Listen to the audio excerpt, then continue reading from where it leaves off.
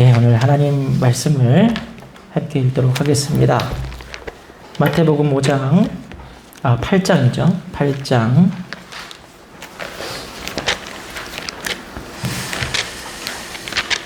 마태복음 8장 5절에서 14절까지 말씀입니다.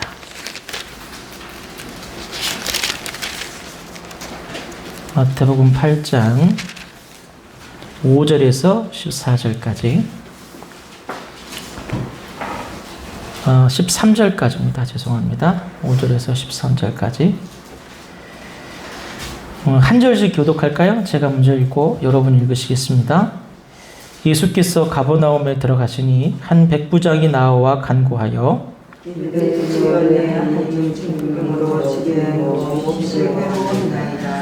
이르시되 내가 가서 고쳐 주리라. 백부장이 대답하여 이르되 주여 내 집에 들어오시지 말라는 강하지 못하사오니 다만 말씀으로만 하옵소서. 그러면 내 하인이 낫겠사오니 나도 남의 수하에 있는 사람이요 내 아래에도 군사가 있으니 이더러 가라 하면 가고 저더러 오라 하면 오고 내 종도로 이것을 하라 하면 하나이다.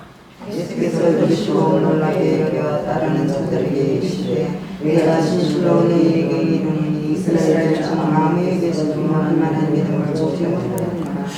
또 너희에게 이르노니 동서로부터 많은 사람이 이르러 아브라함과 이삭과 야곱과 함께 천국에 앉으려니와 그 나라의 좋은 자손들을 각각 어두운 데 쫓겨나서 거기서 울며 이를 갈게. 함께 읽겠습니다. 예수께서 백부장에게 이르시되 가라 내 믿은 대로 될지어다 하시니 그 즉시 하인이 나으니라. 아멘. 할렐루야. 네, 내일 우리가 중요한 또 여전도의 지역회를 앞두고 있습니다. 오늘 낮에 오셔서 열심히 준비를 막 닭을 막 그냥 해서 안에다가 찹쌀을 쑤셔 넣고 막 그래서 열심히 준비하시고 그러시고 오늘 저녁에 또 나오셔서 이제는 또 말씀을 여러분 안에 이렇게 찹쌀처럼 집어넣으시려고 하시니 참 오늘 말씀은요 이제 산상수훈의 말씀이 다 끝난 이후에 산상이 뭐예요? 예수님께서 산에 올라가셔서 하신 말씀이잖아요. 근데 이제 마태복음 8장 1절을 보면 예수님께서 산에서 이제 내려오셨다. 산상에서 가르치신 거 이제 끝내고 내려오셨어요. 내려오시고 이제 예수님께서 본격적으로 하시는 예수님의 여러 가지 사역들에 대해서 다루고 있는 말씀이 이제 오늘부터 본격적으로 시작되는 말씀입니다. 지난주에 제가 여러분에게 이제 그 산상수훈의 마지막 교훈에 대해서 말씀드렸어요. 그러면서 신앙생활은 집을 짓는 것 같다 라고 말씀을 드렸어요. 집은 설계하고 시공하고 인테리어가 있는데 우리는 주로 설계하고 인테리어만 보지 시공하는 그 과정 자체는 잘 볼 수 없다. 그래서 집이 부실이 나도 잘 알 수가 없다. 그런 말씀을 드렸죠. 우리 성도들의 신앙생활도 마찬가지예요. 이렇게 교회 나오면 다 열심히 신앙생활 하는 것 같고 찬양할 때 보면 다 뜨겁고 막 눈물 줄줄 흘리고 막 그래서 야 은혜 많이 받았구나 저 사람 신실하구나 라고 보이지만 근데 이 어려운 순간이 오면 어떤 분은 넘어지고 어떤 분은 든든히 선단 말이에요. 그 차이가 어디서 오는가? 아무도 보지 않을 때 그러니까 시공 기간에 얼마나 자제 안 빼먹고 충실하게 자신의 신앙을 잘 차곡차곡 쌓아가는가 바로 그것이 어려운 순간에 특히 종말의 때 우리를 잘 버티게 해주는 거 아닌가 그것을 우리에게 알려준다. 그게 예수님께서 말씀하신 반석 위에 세울 집이다 라고 제가 지난번에 말씀을 드렸어요. 근데 예수님께서 이와 같이 말씀을 하니까 이 유대인들이 산에서 예수님 말씀 듣고 있던 유대인들이 뭐라고 그래요? 지금까지 이런 맛은 없었다가 아니고 지금까지 이런 가르침은 없었다. 그럼 놀래요. 여태껏 서기관들이나 유대인들은 율법을 꺼내서 율법은 어떻게 지켜야 된다. 율법을 잘 지켜야 된다. 안 그러면 저주받고 잘 지키면 복받는다. 이게 대부분의 설교도 아니죠. 말씀 해석이죠. 근데 예수님께서는 비유를 가지고 와서 우리 인생 성도들의 삶은 집을 짓는 것 같다. 이렇게 얘기하면서 또 종말에 대한 얘기도 꺼냈어요. 이런 가르침은 이전에 이들하고는 전혀 다른 가르침이었다. 그러면서 예수님께서 이제 복음에 대해 복음이 무엇인가를 본격적으로 우리에게 보여주시는 거예요. 복음은 우리가 윤리적으로 선하고 착하게 살라는 가르침이 아니다. 바로 노아의 방주처럼 종말을 대비해서 차곡차곡 집을 짓는, 방주를 짓는 그런 작업이다. 그리고 어리석음이란 그러한 하나님의 분명한 뜻을 못 들은 척하거나 거부하거나 반대하는 일이다. 여러분, 우리는 종말 신앙을 가져야 된다고 말씀을 드렸어요. 예수님이 오실 그날, 우리 개인적인 종말일 수도 있고 우주적인 종말일 수도 있어요. 모로코 보니까 최근에 또 지진이 나서 엄청나게 많은 사람이 죽었어요. 또 어느 쪽에서는 물난리가 나서 5천 명이 그 자리에서 수장당하는 그런 나라도 있었어요. 너무너무 마음이 아파요. 지구촌에 계속 이런 일들이 생기는 게. 모로코의 긴급 구호 모금 이런 게 NGO 단체에서 떴더라고요. 저도 지금 고민하고 있습니다. 우리 교회 쪽으로 그동안 이게 저희가 구제헌금을 한 거를 할지, 아니면 따로 어떻게 모금을 할지, 아니면 나 개인부터 먼저 빨리 보내놓고 그 다음에 다른 일을 할지 고민이 많이 돼요. 그런 어느 순간에, 어떤 순간에 우리가 하나님께 부르심을 받을지 모른다는 거예요. 그래서 그 종말의 신앙을 갖고 우리 신앙생활을 차곡차곡 그 어려운 순간에 우리 자신이 무너지지 않도록 차곡차곡 준비해 가야겠다. 여러분에게 이제 말씀을 드리면서, 그것이 지혜로운 자라는 말씀 드리면서, 이제 오늘은 산상수훈이 끝나고 이제 예수님께서 본격적으로 사역을 감당하시는 모습, 가버나움에서 감당하시는 모습에 대해서 여러분에게 말씀을 드리고자 해요. 자, 저걸 보시면, 이제 순서를 보시면, 산상수훈 이후에 오늘 본문의 백부장의 하인의 기적은 두 번째 기적이에요. 근데 왜 첫 번째 기적을 건너뛰고 두 번째 기적을 얘기하냐? 거기에 대해서는 이유가 있습니다. 첫 번째 기적이 먼저 뭐였죠? 1절을 보시면 유대인 나병 환자를 예수님께서 내려오자마자 고치셔요. 어떻게 고치셔요? 1절을 보면 손을 내밀어 대시며. 여러분, 나병 환자를 손을 내밀어 대면 돼요, 안 돼요? 안 된다고 그랬죠. 뭐에 저촉이 돼요? 정결법에 어긋난다고 제가 앞서서 누누이 말씀을 드렸어요. 유대인들이라면 절대로 나병 환자를 손을 댈 수 없어요. 부정하기 때문에. 그런데 손을 대서 예수님께서 나병 환자를 고치셔요. 그리고 이어진 두 번째 기적이 뭐냐면 로마인 백부장의 유대인의 종을 고쳐요. 이게 5절에 나오는 말씀이에요. 그런데 두 가지 기적에는 그 의미가 있어요. 왜 예수님께서 요 순서대로 기적을 베푸셨냐? 이 두 개의 기적이 연달아 된 것은 무슨 의미인가? 첫 번째로, 여러분, 많은 무리들이 예수님을 따랐어요. 그리고 예수님의 말씀을 듣고, 와, 권세 있는 가르침이다 라고 얘기를 들었어요. 그게 무슨 뜻이냐면, 이제까지 우리가 들어왔던 하나님의 말씀하고는 전혀 다른데, 예수님의 말씀은 그저 조금 수정한 것이 아니라 완전히 새롭게 바꾼 거예요. 그럼 어떻게 바꿨는가? 이제 율법의 시대가 아니라 은혜의 시대라고 완전히 바꿔버린 거예요. 그걸 보여주는 게 이 두 가지 기적입니다. 자, 첫 번째 기적이 뭐였다고요? 나병 환자를 고친 기적. 구약의 정결법을 무시해요, 예수님께서. 그게 무슨 소용이 있냐 그러면서 손을 대서 기적을 베푸신다고요. 이게 무슨 의미입니까? 율법의 시대가 끝났다는 거예요. 그러면 그 다음에 기적은 뭐예요? 구원이 없다고 했던 이방인에게 예수님께서 기적을 베푸시고 은혜를 베푸셔요. 그럼 뭐예요? 이제 율법의 시대는 지나갔고 은혜의 시대가 왔다. 이 두 가지 기적을 통해서 예수님께서 복음을 선포하시는 거예요. 그리고 이제 로마의 백부장을 통해서 하나님 나라의 복음을 이제 전폭적으로 선언하는 장면이 지금부터 이제 여러분이 보실 복음의 말씀이에요. 자, 우리 5절의 말씀. 제가 덮어버렸네요. 죄송합니다. 말씀 한 절 한 절 읽어가면서 이제 말씀을 해설해 드리겠습니다.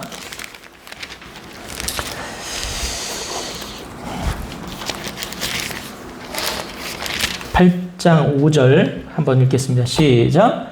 예수께서 가버나움에 들어가시니 한 백부장이 나와 간구하며. 여러분, 여기서 한 백부장이 나와 간구하며 그랬는데 이 백부장은요, 로마 사람이에요. 그러니까 이제 이스라엘을 통치하기 위해서, 다스리기 위해서 로마의 식민지인 이스라엘을 다스리기 위해서 파견한 로마의 백부장이라는 거예요. 그러니까 식민지 군이에요. 식민지 군. 그런데 이 백부장, 로마 백부장이 나와서 예수님께 간구했다라고 해요. 뭘 간구했습니까? 자기가 거느리고 있는 유대인의 종이 병에 걸렸는데, 중풍병에 걸렸는데 그 하인을 고쳐달라고 나와요. 이게 여러분 이해가 가십니까? 조금만 생각해봐도 이해가 안 가는 장면이에요. 여러분 유대 사회에서 이 로마인 백부장이 굉장히 덕망이 높았나 봐요. 당시 우리 일제 시기를 치하를 생각해 보세요. 일본인 군관이 우리나라 조선인들한테 저분 훌륭한 분입니다 라고 칭송을 받으려면 도대체 어떤 사람이어야 되는 거예요. 그런 사람이었다는 거예요. 그런데 오늘 본문 마태복음에서는 그 말이 안 나와요. 그럼 어디 나올까요? 누가복음 7장 3절에서 5절 말씀에 나와요. 한번 보여주시겠어요? 읽겠습니다. 시작. 예수의 소문을 듣고 유대인의 장로 몇 사람을 예수께 보내어 오셔서 그 종을 구해 주시기를 청한지라. 이에 그들이 예수께 나와 간절히 구하여 이르되 이 일을 하시는 것이 이 사람에게는 합당하니이다. 그가 우리 민족을 사랑하고 또한 우리를 위하여 회당을 지었나이다 하니. 아멘. 여러분 로마 백부장의 하인을 고쳐달라고 누가 와서 중재하고 도와줍니까? 유다의 장로들이 도와줘요. 여러분 이것은 있을 수가 없는 일이에요. 식민 지배를 받는 그 나라의 장로들이, 그러니까 지도자들이 이 로마 백부장은 좋은 사람이니까 이 사람의 청을 좀 들어달라 이렇게 얘기하는 것은 불가능한 일이에요. 특히 이방인을 개 돼지 취급하고 또 로마인들을 원수처럼 생각하는 유대의 장로들이 그랬다? 그것은 있을 수가 없는 일이에요. 근데 얼마나 그랬으면. 그러면 어떤 일을 했을까요? 첫 번째, 이 로마 백부장은 식민지 백성들을 멸시하지 않고 선정을 베풉니다. 그리고 그 선정이 어떤 거냐면 유대교에 대한 존중을 통해서 그 백성들의 마음을 얻어요. 그러니까 유대교들을 멸시하는 게 아니라 유대교를 존중해요. 그래서 회당을 지어줍니다. 이 회당은 유대인들의 신앙의 근간이에요. 거기서 하나님을 예배하고 늘 말씀 읽고 늘 기도하는 게 회당이에요. 그런데 백부장인 이 로마 백부장이 회당을 지어줘서 유대인들이 거기서 신앙생활을 할 수 있게 해준 거예요. 그리고 유대인 출신 종 때문에 지금 예수님께 부탁하는 거잖아요. 여러분 이게 상상이 가세요. 로마인도 아니고 유대인 출신의 하인 하나를 위해서 이 유대인에게 고개를 숙여야 된다는 게 쉬운 일이 아니잖아요. 이 세 가지를 볼 때 이 로마인 백부장이 어떤 사람인지를 우리가 알 수 있죠. 이 로마인 백부장이 예수님께 한 행동이 두 가지로 동사로 나와 있어요. 우리 5절 말씀 보면 첫 번째로 나와. 그런데 이 나와는 게 그냥 떠벅떠벅 걸어갔다는 뜻이 아니에요. 원어를 보면 프로쉘덴이라고 하는데 예배를 드릴 때 우리 어떻게 하죠? 경배할 때 고개를 숙이고 이렇게 되게 겸손하게 나가죠. 경건하게. 이게 성경책 끼고 이렇게 나가죠. 바로 그러한 예배자의 모습으로 예수님께 나갔다는 거예요. 그 자존심 높은 드높은 자존심의 로마 백부장이 유대의 한 청년에게 자기의 그 하인을 위해서 예배자의 심령으로 나갔다. 이게 있을 수 있는 얘기냐? 그리고 또 하나 간구하여라고 돼 있어요. 간구하여. 이거는 원어로 탄원하다라는 뜻이에요. 탄원하다가 무슨 뜻입니까? 억울한 일을 당하거나 딱한 사정을 호소할 때 제발 좀 도와주세요 라고 할 때 하는 것이 탄원이잖아요. 그런데 예배자의 모습으로 나가서 마치 신에게 구하듯 탄원하는 모습을 이 백부장이 가졌다라는 거예요. 그러면 이 백부장은 도대체 예수님을 어떻게 바라봤을까? 우리 궁금하지 않나요? 그죠? 그리고 그렇게 나온 이 백부장에게 예수님께서 어떻게 반응하시는가 우리 함께 볼까요? 8장 우리 7절의 말씀입니다. 7절의 말씀입니다. 시작. 이르시되 내가 가서 고쳐 주리라. 아멘. 내가 가서 고쳐줄게 이게 아니에요. 이것도 여러분 상식적으로 있을 수가 없는 얘기예요. 굉장히 파격적인 선언이에요. 아무도 예측하지 못했어요. 왜냐하면 예수님께서 애초에 사역을 시작하면서 뭐라고 말씀하셨습니까? 예수님의 1차적인 사역의 대상은 누구라고요? 이스라엘 집에 잃어버린 양이다. 그래서 수로보니게 여인한테 막 수모를 줬잖아요. 내 자녀에게 줄 떡을 개한테 주지 않을 거다. 그렇게 말씀하셨잖아요. 그러니까 예수님의 1차적 사역의 대상은 유대인으로서 당연히 유대인이었어요. 그리고 이 사실은 산상수훈의 그 말씀을 듣고 산에서 예수님을 졸졸 따라 내려온 모든 사람들이 바로 예수님께 도움을 청할 자격은 유대인들밖에 없다라고 생각을 했어요. 그리고 이 로마 백부장도 그렇게 생각했어요. 이 로마 백부장이 예수님께 간구했다는 것은 사실 이례적인 일이에요. 왜냐하면 유대인인데 내가 도움을 요청하면 거절할 게 뻔한데, 그리고 내가 유대인에게 도움을 청하는 것 자체가 이상한 일인데 도움을 청했다. 이례적인 일이라는 거예요. 그런데 그 이례적인 일에 예수님께서 하나도 토달지 않고 뭐라고 그래요? 내가 가서 고쳐주리라 라고 말씀하잖아요. 이상한 일이라는 거예요. 이상한 일. 이것을 통해서 우리에게 보여주시는 예수님의 그 모습은 뭐냐면, 예수님께서 이제 이방인의 간구에도 응답하신다. 응답하실 것이다. 그리고 예수님의 하나님 나라가 무엇인지를 우리에게 보여주는 순간이에요. 예수님이 유대인들만을 위해서 오신 분이 아니라는 걸 이 사건으로 보여주는 거예요. 자, 근데 저는 그런 생각을 했어요. 이 로마인 백부장이 그 유대 우리 장로들한테 비록 추천을 받아서 예수님 만났지만 안 들어줄 거라고 생각했을 거라는 생각이 들어요. 그런데 너무 갑자기 내가 가서 고쳐줄게 라고 하니까 당황했을 거라는 생각이 들어요. 그래서 나온 이 백부장의 반응이 8절입니다. 보겠습니다. 8절 말씀 다 같이 읽겠습니다. 시작.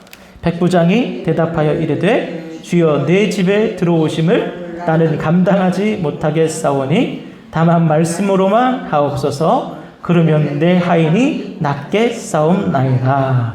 아멘. 당장 가자. 그러니까 이 백부장이 당황한 거예요. 뭘 당장 가? 아니 말씀만 해주세요. 말씀만. 너무 당황했어요. 백부장이. 여러분, 유대 장로들이 추천했다는 것은 이 사람이 이방인이지만 그래도 우리 유대인들에게 도움을 받을 자격이 있다라는 것을 인증해 주는 거거든요. 그런데 뭐예요? 이 유대 장로들이 인증해 줬는데 본인 스스로는 뭐라고 해요? 나는 자격이 없다고 얘기해요. 그 감당치 못하겠사오니에 나오는 그 말이 히카노스라고 하는데 이 말이 어울리는, 자격이 있는이라는 뜻이에요. 근데 감당치 못하겠다는 말은 뭐예요? 주님께서 나에게 오는 건 전혀 어울리는 그림이 아닙니다. 그리고 나는 자격이 하나도 없는 사람입니다. 그런 뜻이에요. 근데 이제 여러 주석가들은 이 장면을 뭐라고 해석을 하냐면 유대인의 율법과 관습에 대한 존중이었다. 왜냐하면 유대인들은 이방인들을 잘 집에 맞아들이지 않으니까, 상종을 안 하니까 내가 이분을 집으로 모시고 가면 이분이 얼마나 사람들한테 시달림을 당할까, 그게 걱정된다. 이렇게 주석가들은 해석하는데 저는 아니라고 봐요. 왜 그래요? 누가복음 아까 말씀 보셨잖아요. 유대인들의 장로들이 어떻게 했어요? 인정을 해줬잖아요. 도와줘라. 추천을 했잖아요.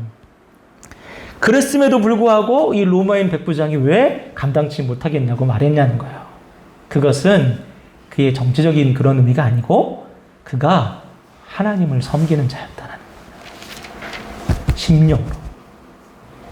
예수님 안에 있는 거룩함과 그 존재감에 대해서 본능적으로 두려움을 느꼈다는, 경외함을 느꼈다는 거예요.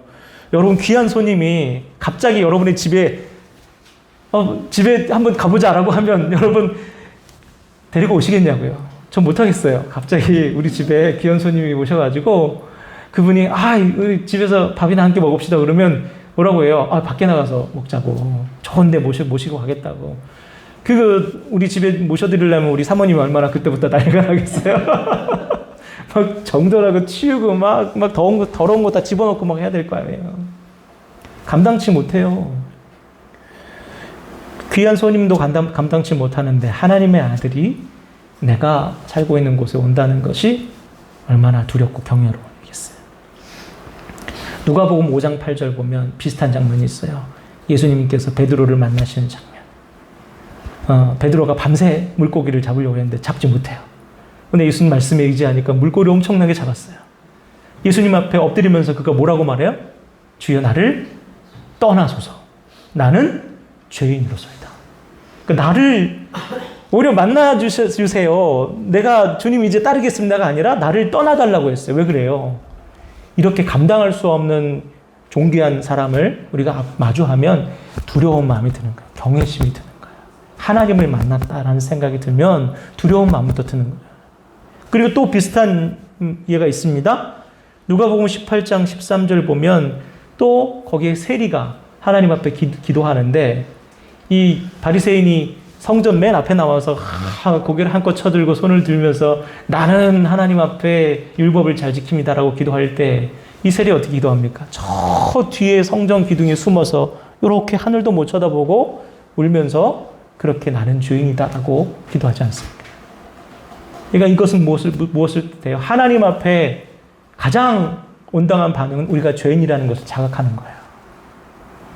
아무리 깨끗해도요, 하나님이 여러분 앞에 계시면 우리는 죄인이라는 자각 때문에 두려울 수밖에 없는 거예요. 그래서 이 백부장이 예수님께 유대인임에도 불구하고 겸손하게 한 것이 아니라 겸손할 수밖에 없었다는 거예요. 왜냐하면 예수님 앞에 내가 죄인이라는 사실을 느꼈기 때문에. 그리고 이제 감당치 못하겠다 말하고 우리 8절을 다시 한번 볼까요? 8절 보겠습니다. 한 번만 더 읽어볼게요. 8절 시작. 백부장이 대답하여 이르되 주여 내 집에 들어오심을 나는 감당하지 못하겠사오니 다만 말씀으로만 하옵소서. 그러면 내 하인이 낫게 싸움나이다. 아멘.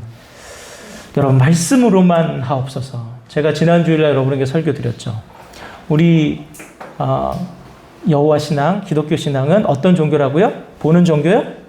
어떤 종교요? 듣는 종교예요. 듣는 종교예요. 말씀의 종교예요. 말씀의 종교. 예수님께서, 하나님께서 이 세상을 뭘로 지으셨어요? 말씀으로 지으셨어요. 하나님의 말씀이 육신이 된 게 누구세요? 예수님이세요. 말씀의 종교예요, 우리는. 여기서 말씀으로만 하옵소서라는 이 말씀을 원어를 보면 로고스라고 되어 있어요. 로고스. 로고스는 요한복음 1장에 말씀이 육신이 됐다라는 그 말씀의 로고스하고 똑같은 말이에요. 그러니까 무슨 뜻이에요? 로고스는 창조의 도구라는 거예요. 이 말씀은 자연 만물의 질서를 주관하는 절대적인 명령이에요. 여러분이 예수님처럼 막 파도가 치는데 잠잠하라 그러면 여러분 잠잠해집니까? 돌들 보고 떡이 되라 라고 하면 떡이 됩니까? 안 되잖아요. 그런데 예수님은 된다는 거예요. 자연 만물의 질서를 주관하는 절대적인 명령을 갖고 계셨다는 거예요, 예수님께서는. 근데 이 백부장이 그걸 알았다는 거예요. 이게 놀라운 거예요, 이게. 그래서 말씀으로만 하옵소서라고 한 거예요. 성가시니까 여기까지 오지 마시고 그냥 말만 하세요. 그게 아니고 있을 수 없는 얘기잖아요. 하인의 중풍병이 예수님께서 거기서 말씀한다고 낫겠냐고요. 그럼 무슨 뜻이에요? 질병조차도 예수님의 말 한마디를 견디지 못한다는 뜻이잖아요. 누가 이거 할 수 있습니까? 오직 하나님밖에 못하는, 신밖에 못하는 일이잖아요. 근데 백부장이 예수님께 말씀만 하옵소서라고 한 건 무슨 뜻이에요? 예수님을 하나님으로 여긴다는 뜻이에요. 말씀만 하셔도 낫는다는 말은 당신은 창조주 하나님이십니다 라는 신앙 고백과 똑같습니다. 베드로가 주는 그리스도의 살아계신 하나님의 아들입니다 라고 고백했죠. 바로 말씀만으로도 됩니다라고 말하는 이 백부장의 고백이 그보다 더 그 이상 가는 믿음의 고백이라는 거예요. 그러니까 예수님께서 여러분 어떻게 하십니까? 우리 10절 말씀 보세요. 10절 말씀 함께 읽겠습니다. 예수께서 들으시고 놀랍게 여겨 따르는 자들에게 이르시되 내가 진실로 너희에게 이르노니 이스라엘 중 아무에게서도 이만한 믿음을 보지 못하였노라. 아멘. 여러분 하나님께서 감탄하신 사람이 몇 명이나 될까요? 성경 안에서. 저는 다윗을 보고 하나님께서 한번 감탄하셨다고 봐요. 그런데 사람을 보고 경탄하는 것은 창세기 앞자리에 창조하시고 그냥 멀뚱멀뚱 딱 태어나서 본 거를 경탄하신 것 이후로 사람을 보고 경탄하는 것은 저는 본 기억이 없어요. 그런데 예수님께서 아무도 이만한 믿음을 보여주지 못했다고 하면서 이 백부장의 믿음을 기이 여겼다고 그랬어요. 기이. 이해할 수 없다고. 여기서 믿음이라는 말을 아만이라고 하거든요, 원어로. 이 아만 어디서 많이 들어보지 않았어요? 아만? 여러분 뭐라고 제가 말씀하면 뭐라고 대답해요? 아멘이라고 하죠. 똑같은 말이에요. 아만, 아멘. 같은 말입니다. 믿음이라는 말이에요. 이 아만이란 말은 이만한 믿음이라는 말은 참되고 의지할 만한 신실한 확고한이라는 뜻이에요. 예수님을 바라볼 때 이분은 내가 참되고 의지하고 믿을 만한 유일한 분이다. 이게 이 백부장의 믿음이었어요. 이만한 믿음이 도대체 어디에 있었느냐. 여러분 당시 유대인들이 예수님에 대한 반응이 뭐였어요? 유대인들은 하나님을 사랑하고 하나님께서 이 땅에 보내시겠다는 메시아를 대망하던 수천 년 동안 기다리던 사람 아니에요? 근데 그렇게 예수님을 기다렸는데 예수님이 오니까 유대인들이 어떻게 반응해요? 예수님께서 나는 하나님의 아들이다 라고 얘기하니까 신성모독이라고 유대인들이 난리를 쳐요. 요한복음 10장 36절.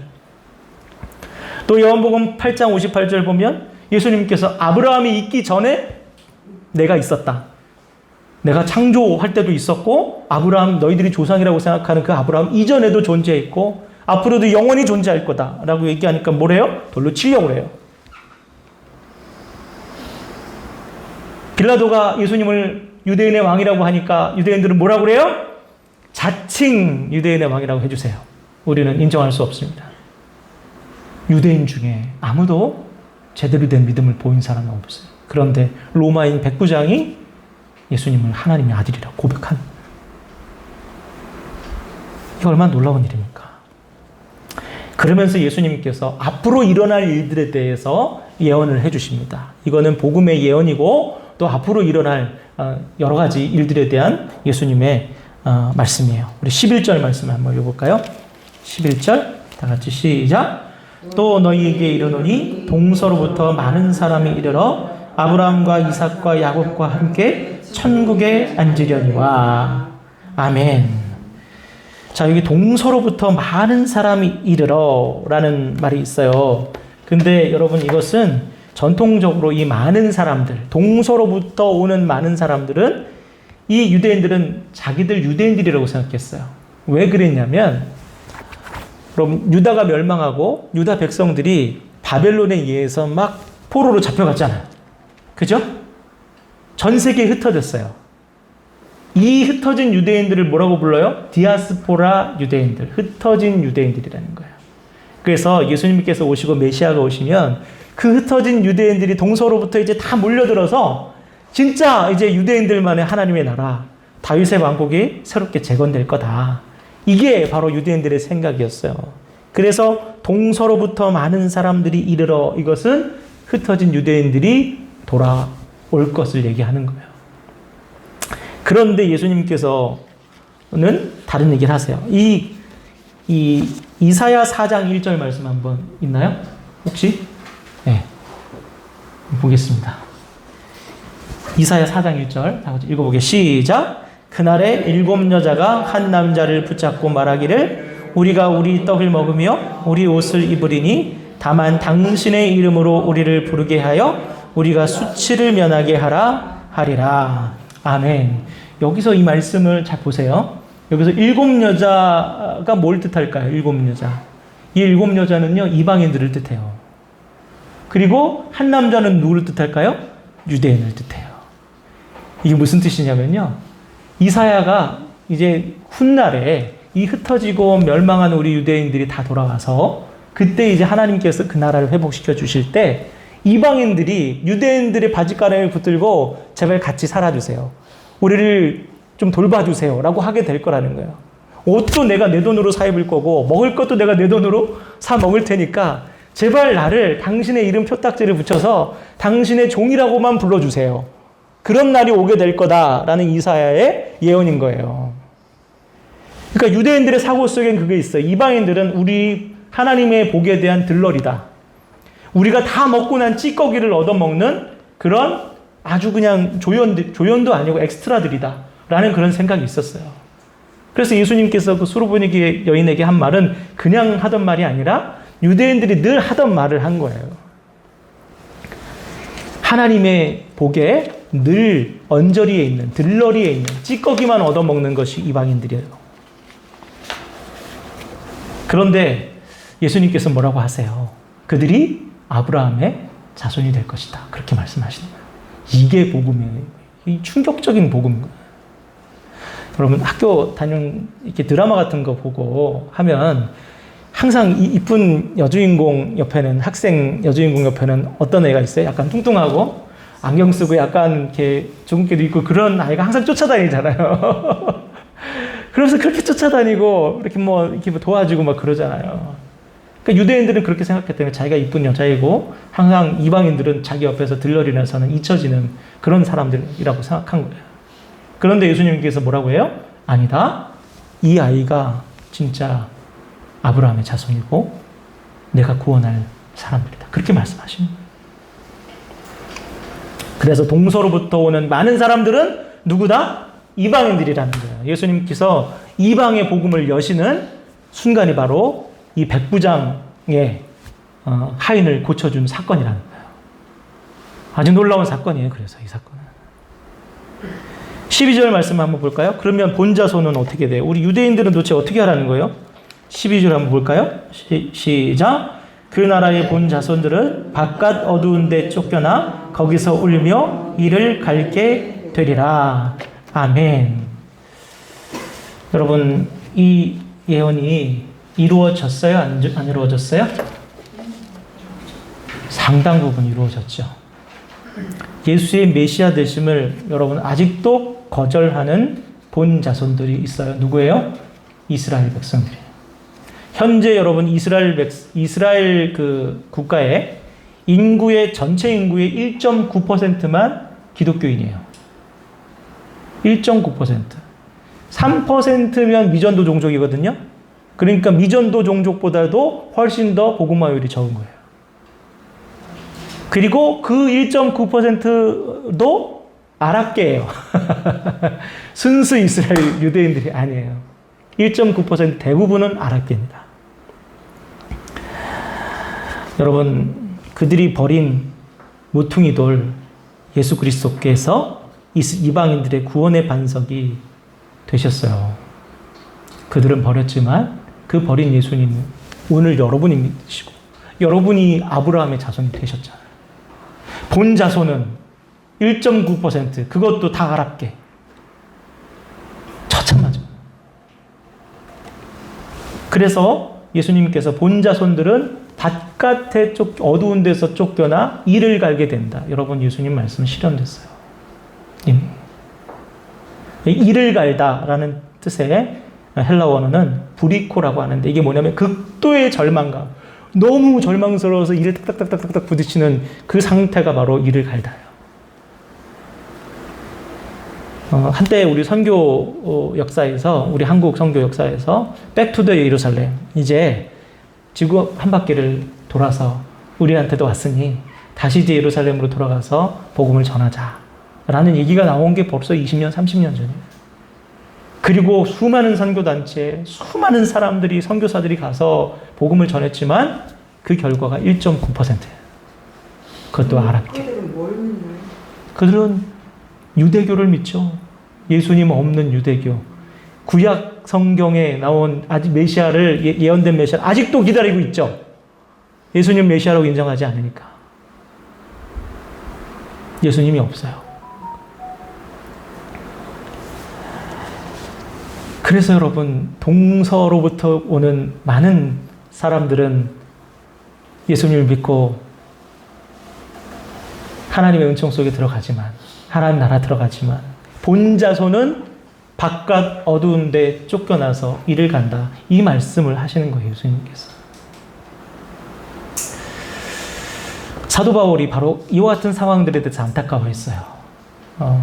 우리의 예수 그리스도, 하나님에 대한 그 예수 그리스도의 십자가의 신앙이 유대인들로부터 나왔는데, 정작 본자손인 유대인들은 예수 그리스도의 십자가를 거절하고 어둠 가운데 있다. 언젠가 하나님께서 그들을 회복시켜 주시기를 우리는 기도하는 것이 맞고 또 그들을 위해서 기도하자. 여러분, 우리가 참 안타까운 것 같아요. 그런 걸 보면. 그리고 언제든지 우리 또한 그 이스라엘 백성들과 같은 처지가 될 수 있어요.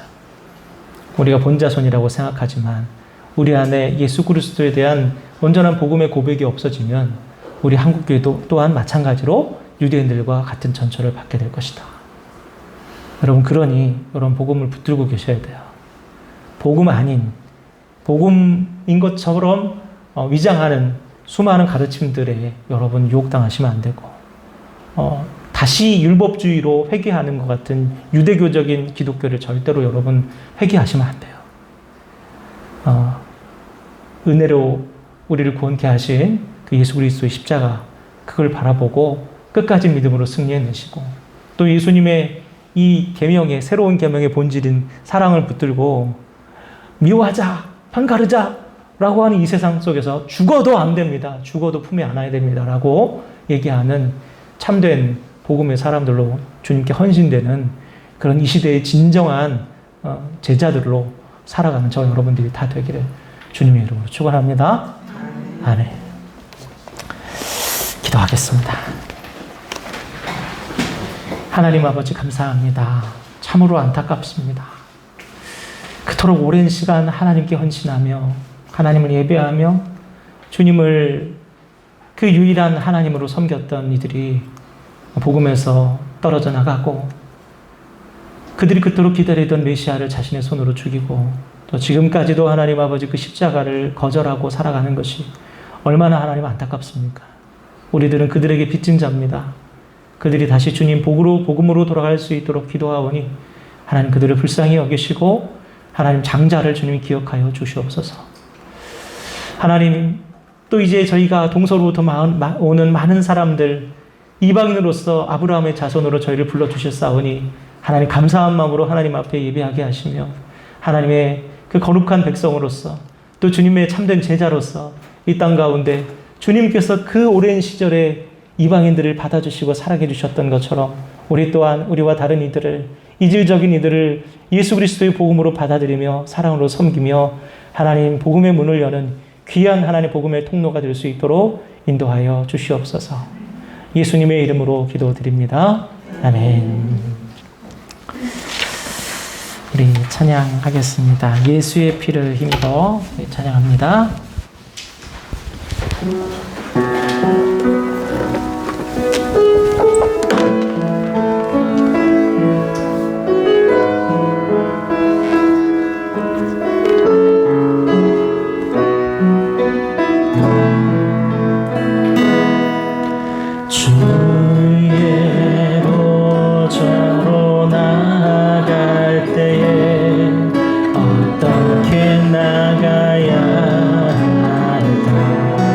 나를 구원한